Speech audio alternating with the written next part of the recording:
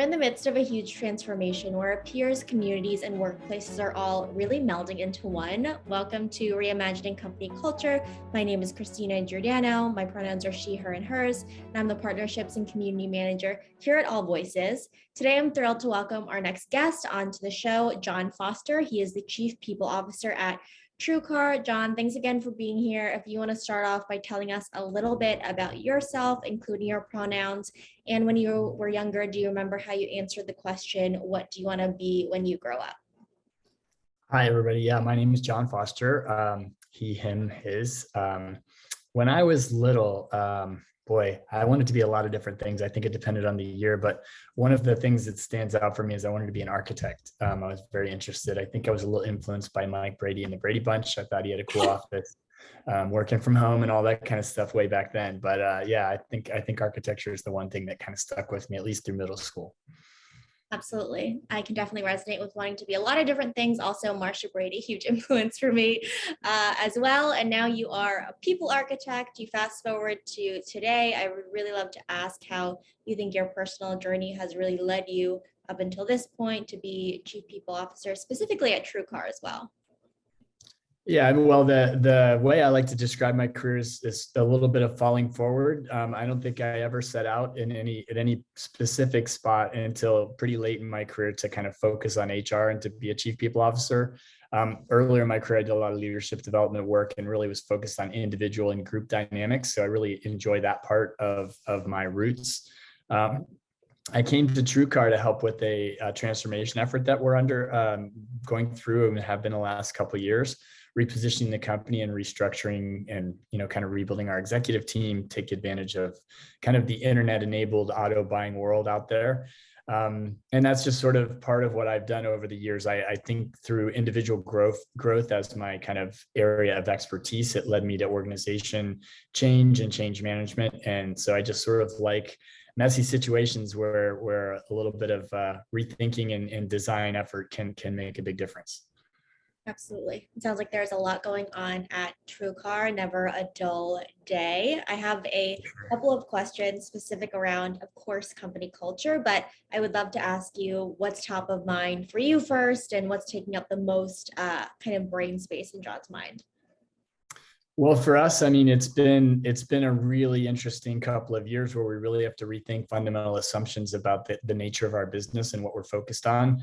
So one of our main emphasis areas is try to become very clearly consumer driven and be the place where consumers trust our business as a source for their auto buying experience. And then building that through the company and serving and partnering with our dealerships and OEM partners out there. So just that's kind of what's taking up all of our time. Related to that, certainly around culture is mental health and sustainability as we think about how people are working today in a world that's a little different than it was a couple of years ago, probably, but probably not all that much different, I'd say. I mean, I think the impact of the pandemic has a big influence on our business, but it was probably an enabler for us to invest in distributed work and really I think there's a silver lining to how we've been able to manage some of the impacts. Yeah, absolutely. I'm hearing a lot throughout these conversations, even though the pandemic is an incredibly hard time, there are some silver linings in terms of redesigning how we think about work and how we support our team as well. And in terms of trust, internal trust with, team members is really important. Things that you mentioned in terms of sustainability and mental health and just the experience are kind of hard to measure intangibly, but I would love to know how you keep a pulse on, company culture and how you measure things in a qualitative and quantitative way. Well, I start by being qualitatively really interested in what's going on and trying to be accessible and available. When our current CEO took over about 2.5 years ago, the first thing we tried to do is get out and do conversations with people and listen and learn to what things they thought were going well with the previous CEO and what things they felt like what we know to go forward, what we need to do. So it was really about dialogue. And I think that qualitative approach is really essential. But to enable that, I think you also need to have some very specific quantitative things, your signals you're looking at as well. And that was actually how we got introduced to AllVoices. We launched AllVoices simultaneously with the beginning of this kind of CEO's administration. as a way to help make sure there was a trusted private way for people to share any kind of comments or questions they had. There's certainly a benefit to the more fundamental elements of having a safe place to share any concerns, but we used it regularly for our Q&A and our kind of question, kind of suggestion box type thing. We also use, we do a Qualtrics survey on engagement, where we've been tracking that now for 2.5 years, specifically associating around trust and communication and leadership vision. So those things are really important to us as our signals. And then additionally, we have some outside partners that we work with who provide a source of support for our team members. And through those different channels, we also get some data on usage and on the topics people are interested in and things like that. So multiple prongs to make sure we're paying attention. Absolutely. I think the multi-prong approach is really important, holistic. It's not a check the box, one and done. We're listening through this one way, which is important. You mentioned just leveraging anonymous feedback as well in certain instances. Some folks are a little bit afraid to collect feedback in general. Why is it important for you to really collect this feedback and also have an option where folks can do it anonymously if they would like to do so? Well, as you know, anonymous is an interesting problem. When you look at some of the other channels where you have a one-way anonymous post, that can be really dangerous. We actually had some people posting outside of the company early when I first got to TrueCar in a channel that was allowing people to have a masked identity but say whatever they want. And those are a bit challenging, whether it be Glassdoor or I can't remember the name of this particular one that we were on at the time, but you know, there's no real way to engage in a conversation. And I think humans are built for dialogue. We have two ears, we have one mouth, we want to be listening, but we also want to be sharing and kind of saying, I think this is what you're saying. Is this what I should be thinking? And, you know, communication, I tell people all the time, one of my talent rules is that the natural result of communication is misunderstanding.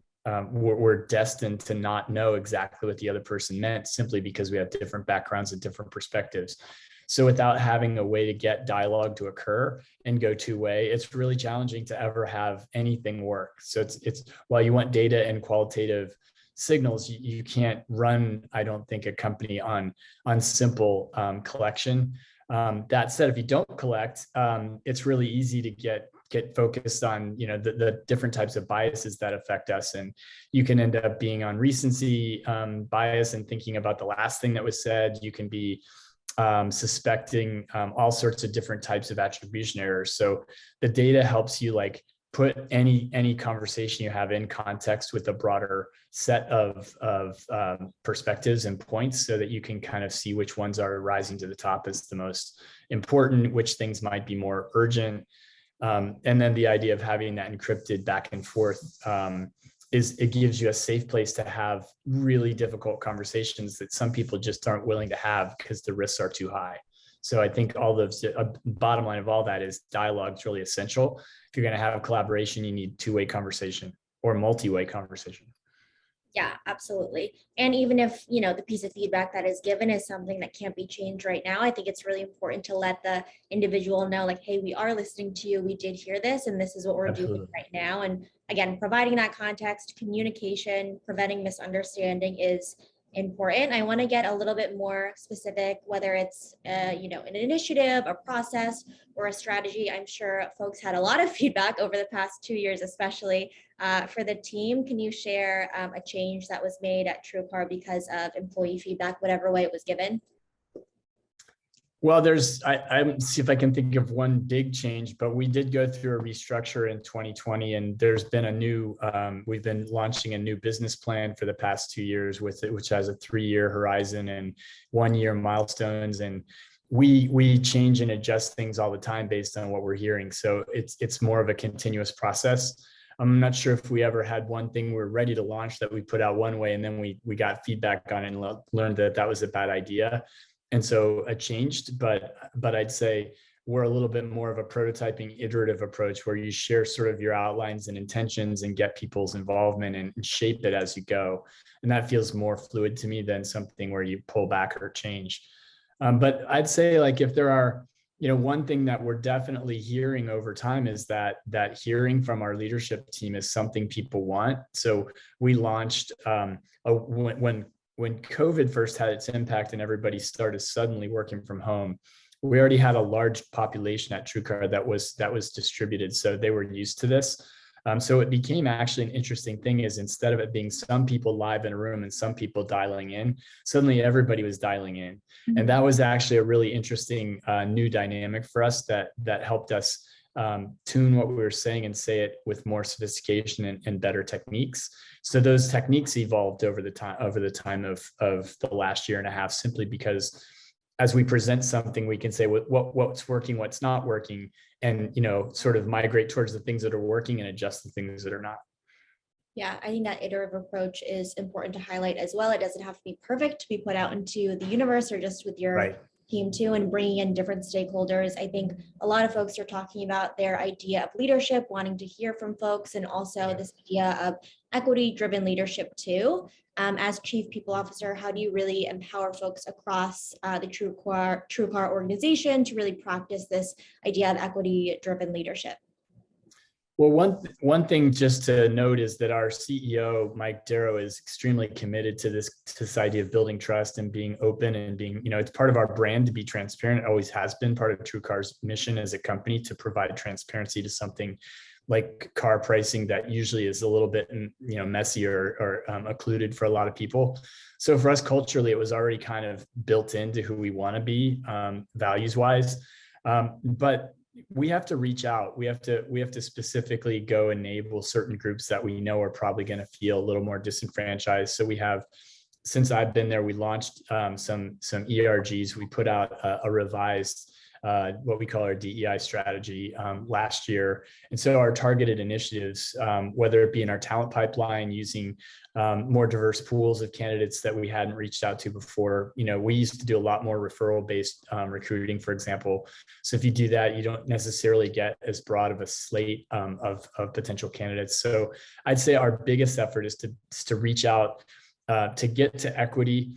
I think we have to be more inclusive. I think some people might say it the other way around, but whatever it might be, these words are all, they all work in concert. Equity to me is one of the hardest ones for a small company, simply because the systemic issues facing some particular underrepresented groups in tech, like say even women, the scale we have to operate with is relatively small. So one of the ways we do that is we use our brand and we integrate our external marketing experience with our internal sort of efforts. And so we participate in women in leadership groups in the automotive industry, and we have our own representatives out there representing the company in these different groups. So hopefully we can enact change using our marketing as well as our people operations. Yeah, absolutely. That external piece is also really important. It's not just internal and fostering, internal mobility for talent, but the opportunity that you have to be out there in the community and in the industry as well to make change is also important. Bringing it kind of a level down. I know I asked about leadership and want to get more specific into people managers. And I think that it's definitely a honed skill. You need to have resources and be trained on. I want to know, from your perspective, what has best prepared you to be a people manager and to help your team really do their best work and be in those moments of flow? Well, I've been a fan of 15.5 as a platform for a long time. I've really appreciated the way they set up their platform to be driven by questions and to really help you set up a conversation where you're starting with questions like how are you and how are you feeling and things like that. So I'd say I've been influenced for sure over the past maybe 5 to 8 years. I started working with that platform a while back in the mid 20 teens. I'd say that's one thing that's helped me a lot. The other thing is just being a good listener. I tend to talk too much. I tend to interrupt. And so having feedback from people on my own team and asking for their support and giving me sort of feedback if I'm not giving them space and saying, John, I need some room here or whatever, that's really helpful. So I really believe that if you're going to change your behavior, you have to ask for help. And everybody should have one thing, at least one thing you're working on for, a period of time until you feel comfortable with it. And my teammates are the ones that help me with that more than anything else. Yeah, I think that curiosity-based question asking, active listening, again, is really important for the two-way conversation and dialogue. You're not talking at anyone and nobody is talking at you as well. When you're thinking about just measuring your own effectiveness as a leader and looking at leaders across the TrueCar organization, how do you think about kind of measuring their effectiveness as, a people manager or, an executive as well? Well, at the leadership level, we do have, a couple of survey questions that target trust and target confidence in the leadership team. And that's written into our bonuses. So we have actually accountability for our annual bonus related to those particular indexes, and our board supervises that payout. So we have some accountability to actually be more trustworthy in the eyes of our team. That's a small signal, though. I mean, it's our whole team. For me personally, I think it's a couple of different things, and we've tried using a 360 type of a tool to get specific feedback on individuals. We've gone through some leadership workshops where we've been training people in the use of conscious leadership. And, I think we can just assume right up front that myself and anybody else like me needs help and should be spending time and energy, no matter what the feedback is. You should probably already be, I think of it like professional sports. If you're watching a pro golfer or a pro basketball player, they spend a lot of time on their fundamental skills. Just, if you're Steph Curry, you're shooting baskets a lot of the time in your practice. So I think just upfront, you should assume, and I assume as a leader, I should be spending a good portion of my time every week working on my fundamentals. One of those, which is really about communication and listening. So there is feedback, and asking for that and measuring that's important. But I think you can always assume, even when you're great at communication, that there's more to be done and more to be practicing. So it's a continuous investment. Yeah, continuous investment, lifelong learner, continuous learning is something that we've been talking about as well, especially in these conversations. And something else too, and I'm sure you've seen this as well, is this is an incredible time for innovation and redesigning the way quote unquote business as usual is as well. Whether it's at TrueCar or something you're seeing out in the universe, is there kind of an innovative people practice or strategy that you've seen companies really leverage during the past 2 years? Well, I mean, I think what's innovative is interesting. I feel like I've been pushing the envelope around people skills for 30 years, and Yeah. it doesn't seem particularly innovative to me, but I still think it's where people have to really focus. A lot of businesses historically, I think, operate in sort of a financial or an industrial model. And so they're not really thinking about humans as humans. And I think that's probably still the edge that needs the most focus. So I've been kind of thrilled to see that as a result of the pandemic, I think all of a sudden a lot of companies are starting to pay attention to mental health and employee well-being in a way that they haven't before.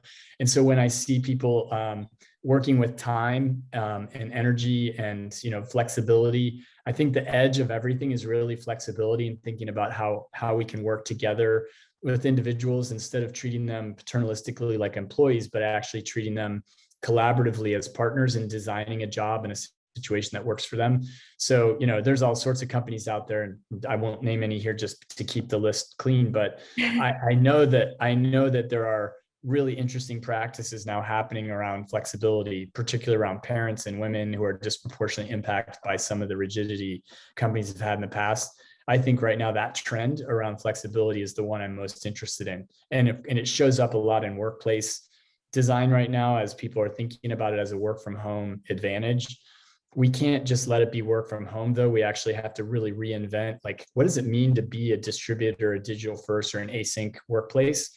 So companies like GitLab and others that have been doing this for a while have already written down their practices. And I think we're going to see a ton of innovation in the tool set and in the practices that companies use, because, simply logging in on Zoom isn't good enough. Like, it's not, it's got too many deficiencies to actually get us to a place where we're doing a better job helping people manage work with a flexible setup so they can do their best work.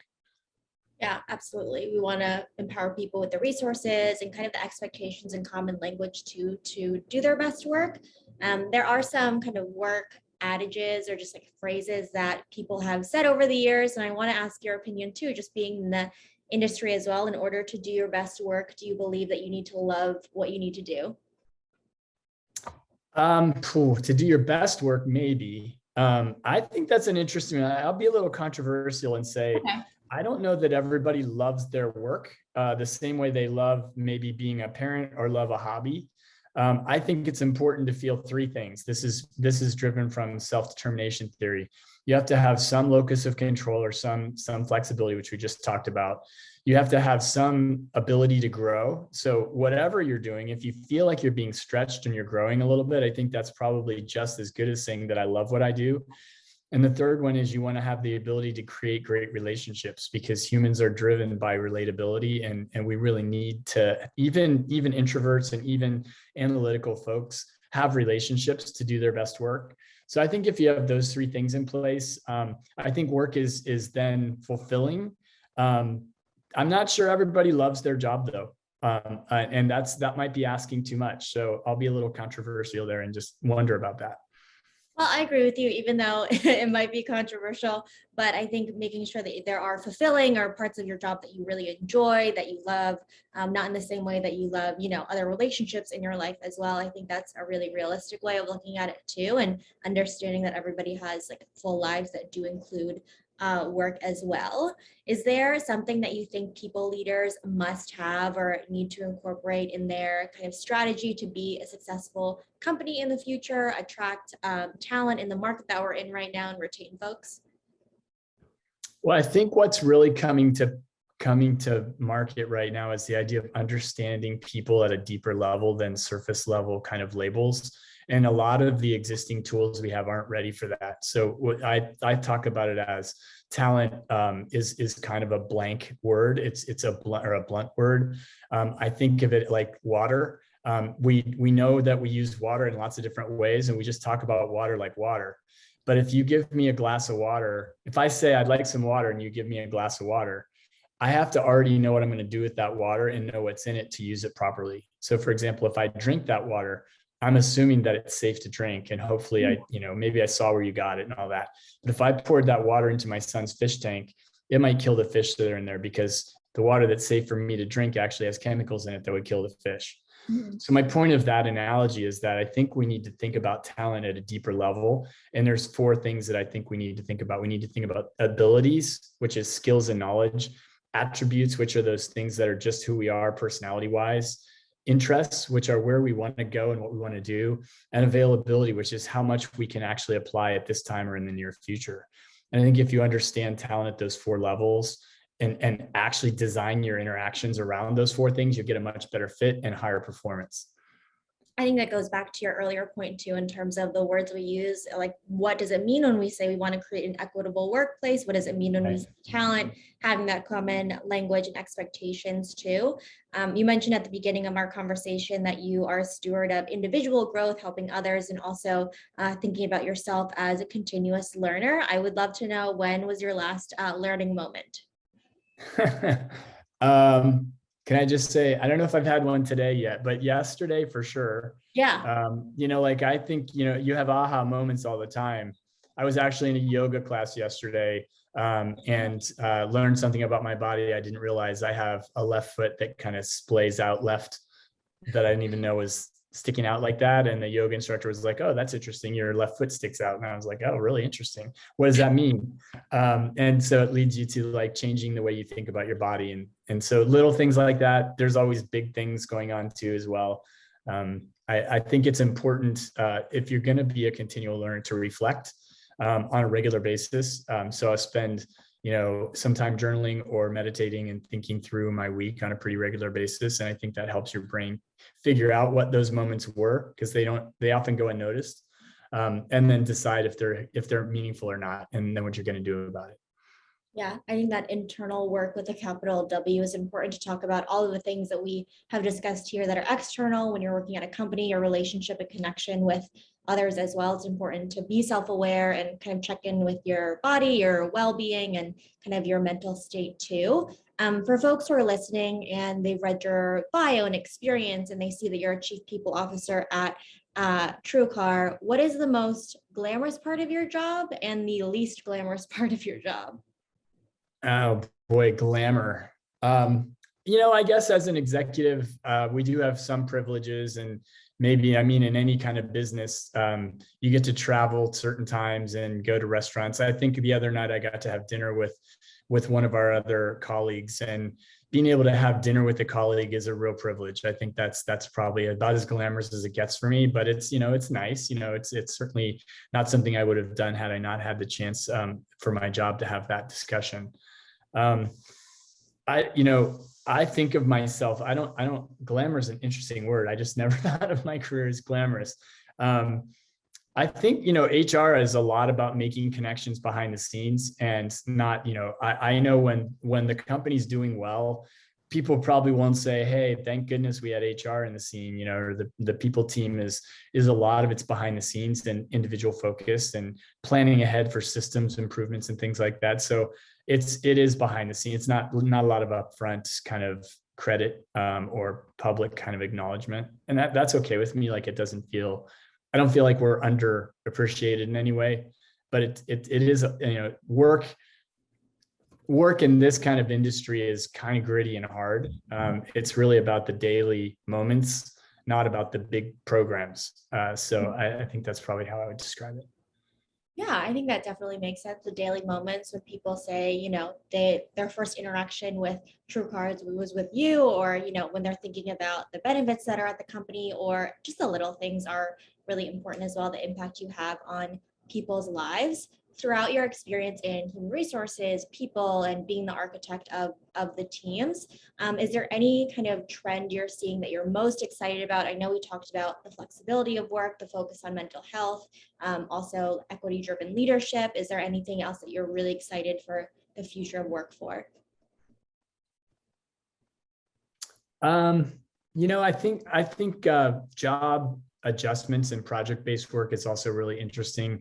People are starting to see their work less as a life sentence and more as a series of projects, and thinking about work as a portfolio, I think, is kind of an exciting way for people to be more creative and do things they wouldn't normally do. So I think work is becoming less rigid and a little bit more eclectic for a lot of people. Maybe that's part of what the Great Resignation they're talking about is kind of about, is people have been doing something for quite a while and they're ready for a change. And I think work is becoming more able to handle that with technologies that we have and with the ability to be distributed. Certainly, there's not a one size fits all, but I think if you can when I started my career, it was pretty common for someone to work at the same company for, 15 or 20 years and get sort of the gold watch retirement party and stuff like that. Now, I don't know if anybody thinks about it that way anymore. So I think that's kind of exciting. Yeah, absolutely. It's definitely exciting, a series of projects and experiences and folks, again, connections that you have with people as well. John, is there anything else that I didn't ask that you want to share, or maybe 1 to 2 key takeaways that you want to highlight, bold, and underscore for our listeners for our conversation today? Well, if anything, I would just say, given the audience here and what we're talking about, listening is by far the most important leadership skill there is. And the better you can listen, and the more you practice it, and the more professional you are with it, the better technologies you have, the better signals you'll get. And with that kind of good input, you can make much better decisions. So that's that. I'll leave it there with the underscore. Absolutely. I love it. And active listening is something that, benefits your life in all aspects and all relationships and friendships with your family and partners. So I love it. That's a great call to action to end on. John, thanks so much for being on Reimagining Company Culture. Absolutely. My pleasure. Thanks for having me. Of course. And as a reminder for folks who are listening on AllVoices, we really believe that employee feedback management as a requirement for the company to succeed on a whole. Have a good rest of your afternoon, everyone.